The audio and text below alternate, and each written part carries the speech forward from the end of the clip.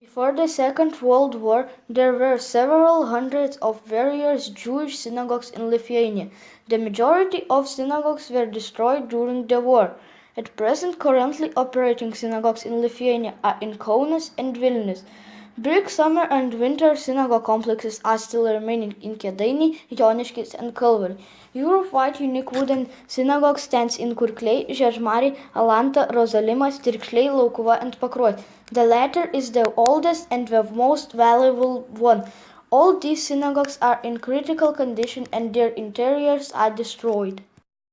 Jonava Beit Midrash Hagadol Synagogue. In 1941, 80% of the urban population in Jonava were Jews. During the interwar period, there were 7 synagogues in various parts of Jonava. The largest of these were the Beit Knesset Hagadol and the Beit Midrash Hagadol. Beit Knesset Hagadol was destroyed during the war.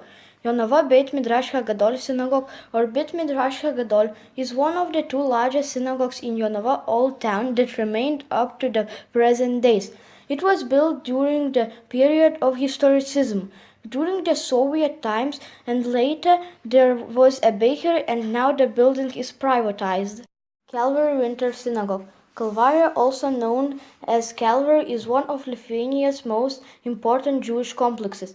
Calvary Synagogue complex in Lithuania is composed of summer Baroque synagogue, winter eclectic synagogue, and Talmud school rabbi's house. Summer synagogue was built in the second half of the 18th century, and winter synagogue was built in the 19th century during the historicism period. The compact building volume has remained unchanged up to nowadays. It has been transformed into a whorehouse with a wide doorway. Pakruojis Synagogue. Pakruojis Synagogue is the largest and the oldest of the wooden synagogues that survived in Lithuania up to now. The synagogue in Pakruojis, dating from 1801, is probably the last sample of the basic type of synagogue architecture. It was a summer synagogue and it has been called shul. Synagogues were also called Beti Tefillah or houses of prayer and Beti Midrash or houses of study. In Eastern and Central Europe, this led to the synagogue being called a shul, the Yiddish word for school.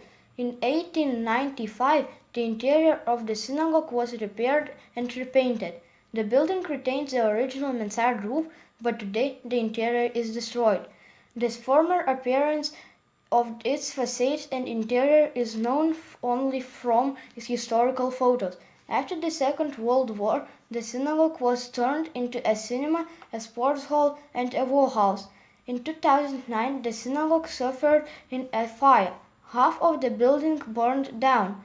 In 2010, it was decided to repair it. Kaunas Hall Synagogue. Kaunas Hall Synagogue was built with the help of a local merchant, Levin Boruch-Minkowski. The building of Baroque Revival style was completed in 1872. It is a rectangular stone stucco building with 3-sided arc around Kodesh in the eastern side and 3 entrances in the western side. The synagogue belongs to the Reform synagogue style. The exterior of the Reform synagogues is more magnificent than a traditional one. The decor of Kaunas synagogue facade recalls the neo-Baroque church.